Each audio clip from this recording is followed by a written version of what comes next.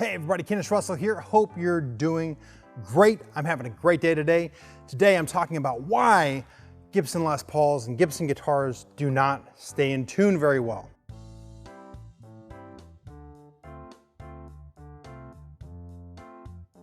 All right, there's a couple reasons why Gibson guitars and Gibson style guitars don't stay in tune well, and it's essentially just a design flaw that they did from the very beginning, and they keep doing it because people keep buying the guitars. But here's the design flaw is essentially, if you look at the headstock on a guitar like this, you'll see that this G and D string, as they're moving up, they are pulling away, okay? So this, this line is straight.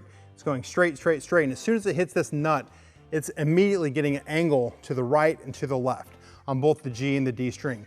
As soon as you're doing that, you're putting a bind in that string. The string wants to be straight. It's like the perfect, or the shortest distance between two places is a straight line. That's what a string wants to do. So it's fighting that, and it's basically binding up in the nut.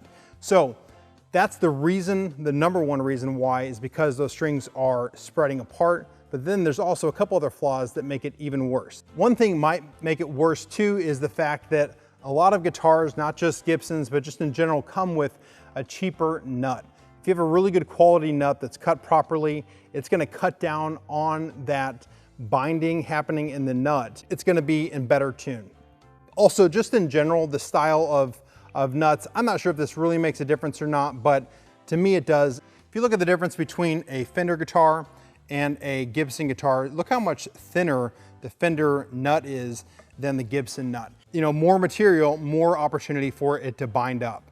Also, which we've talked about this, the reason why Gibson headstocks break all the time is because of this angle that's going backwards.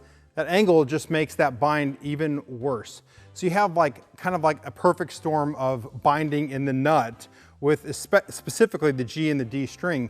You've got it going to the side, and then you've got a big nut, and then you also have it going back. And so you have all of this angling happening.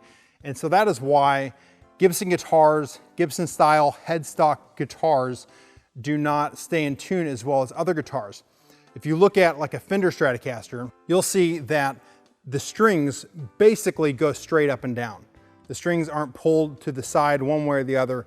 And so there's not a whole lot of bind happening with this. Plus, there's not a tilt back here. It's just not as good of a design on the Gibson style guitars as it is on the Fender style guitars. Now, there's a lot of companies that have kind of gone in between and done the Gibson style tilt back, but done it a little bit better. I've got a Godin XTXA that's a perfect example. So this is my Godin XTXA, and this is a Canadian company, Godin, however you pronounce it. And it's a similar style headstock as the Gibson. It's tilting back, but it's a lot less angle. I'm not sure what the degree of this is, but you don't need a huge tilt back in order to get that angle to stop buzz. You just need a little tilt back, okay? And so they did the proper amount of tilt on this headstock.